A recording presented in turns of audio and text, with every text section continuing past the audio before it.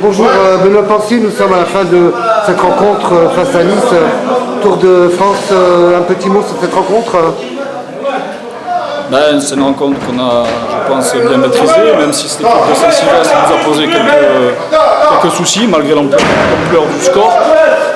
Je pense que c'est une belle équipe qui va en faire souffrir plus d'un cette année en PHB.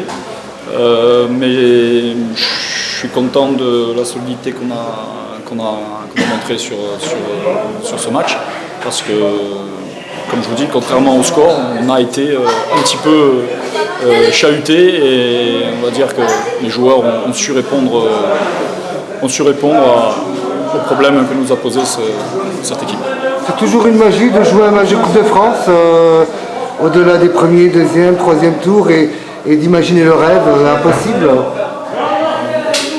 C'est sûr qu'on ne va pas se le cacher, on n'ira pas au Stade de France, hein, la route est trop longue, mais c'est vrai que passer encore quelques tours, ce serait intéressant, parce que, comme je l'ai dit depuis le début, je pense que c'est la seule compétition aujourd'hui qui peut nous permettre d'avoir un coup de projecteur sur ce club et d'être un petit peu reconnu à sa juste valeur, et à travers cette Coupe de France, les médias, je pense que ce serait très intéressant que le club puisse aller relativement loin. Donc de prendre un club, de le faire rêver aussi, de préparer une saison en promotion d'honneur, c'est un challenge délicat, de donner confiance aux hommes. Ouais, non, mais je pense que la Coupe de France reste une compétition qui peut très bien se jumeler avec le championnat sans aucun problème. Dans la mesure où pour l'instant on ne joue pas les mercredis, donc pour l'instant la Coupe de France ne fait que compléter les trous du week-end, donc je pense que c'est une compétition qui peut très bien se jumeler avec le championnat, tout en restant très ambitieux pour le championnat. Autrement, des grandes équipes vont rentrer au prochain tour, il me semble, non Il y a les CFA qui rentrent au prochain tour. Donc là, ce tour-là, il y avait déjà les CFA 2. Les CFA rentrent au prochain tour. Oui, si on pouvait prendre encore des équipes relativement à notre portée, je n'en priverais pas.